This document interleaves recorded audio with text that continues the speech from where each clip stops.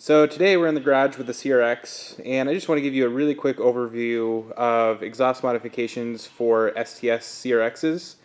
Kind of what I did and what other people are doing, what the options are out there, and kind of what the general layout is for a fully built STS car, and then some alternatives if you want to bring the volume down just a little bit because it can get pretty loud. So kind of excuse the Halloween get up. I decorated it for the last autocross event.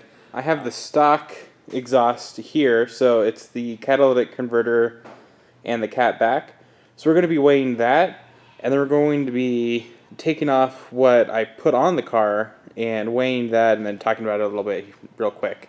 Let's take these skulls off really fast, and then we'll get the car up on jack stands.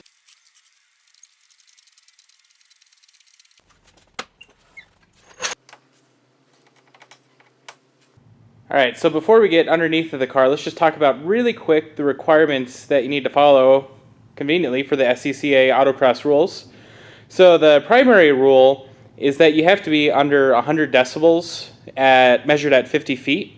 And then the second requirement, we'll come around over here to look at that real quick, is that the exhaust has to exit behind the driver.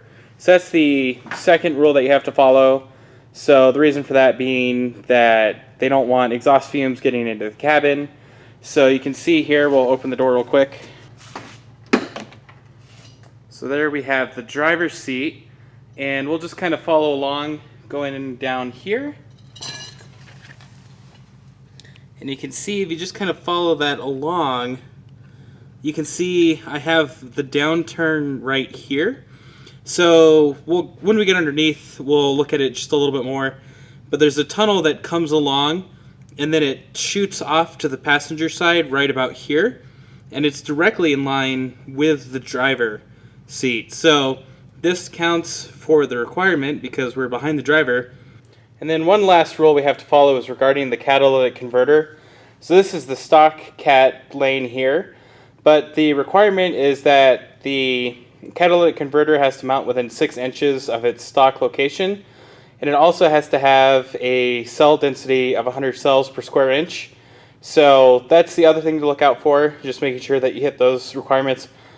And then also the length of the catalytic converter, or the catalyst inside of the catalytic converter, has to be 3 inches long, but that's pretty easy to follow. I haven't really seen any catalytic converters that are shorter than that.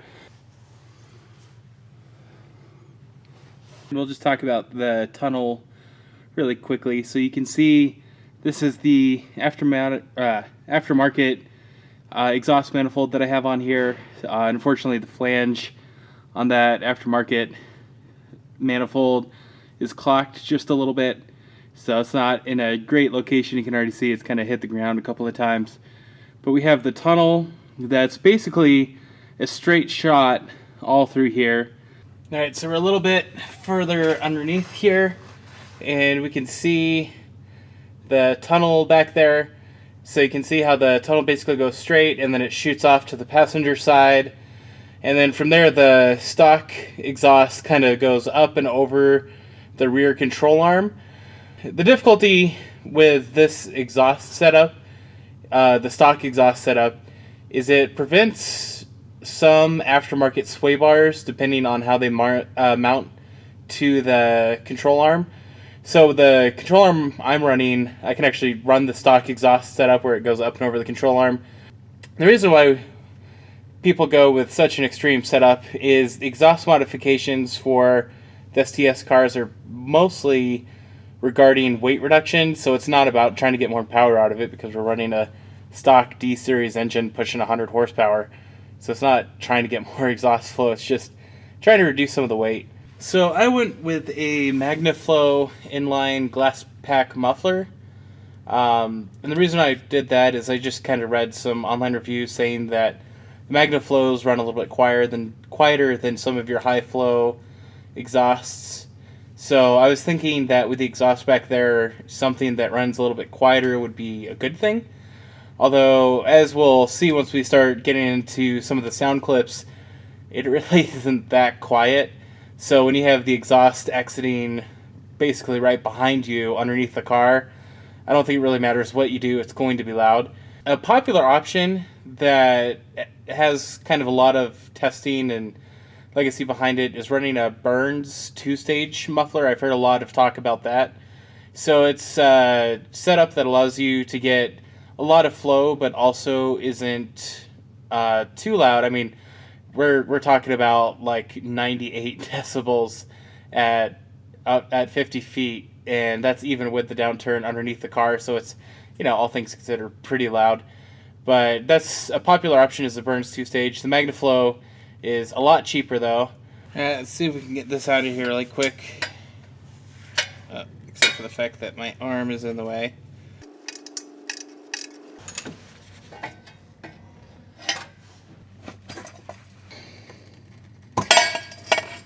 Alright, so I got the exhaust out of the car, and the catalytic converter I went with is a Vibrant 200 cell per square inch catalytic converter, so it's not the 100 that I'm allowed, but it's what I could find.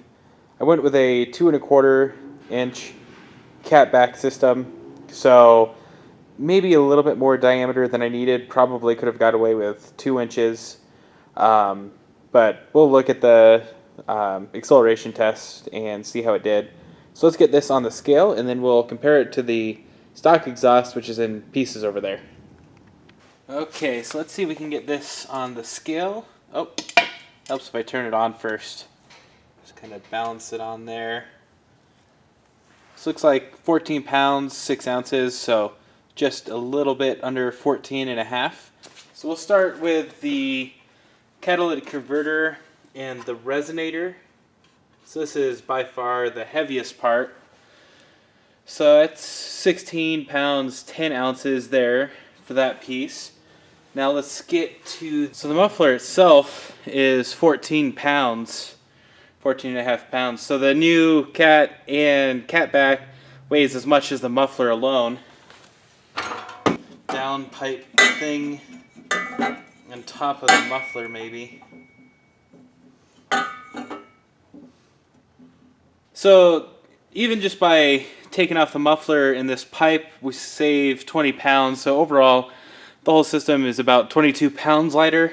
If you wanted to, you could run the pipe, which is only about 5 pounds, it looks like, to the back of the car. So at least you're not blowing the exhaust right underneath of where you sit, to at least keep the cabin noise down a little bit. And that's the real problem I ran into with this catback. Is it's just the cabin gets so loud with this exhaust that it's kind of difficult to drive on the streets. It's only reading about 80 to 85 decibels depending on where it's measured at the autocross course. So it's not too loud outside of the car, it's just inside of the car without any hearing protection is where it gets too loud for comfort. So if you're planning to put your CRX on the street, you probably want to think about maybe actually running it to the back of the car, or at least running it back from right behind the driver. And it's only a 5-pound penalty to do so. So let's get this put back in, and we'll listen to some clips.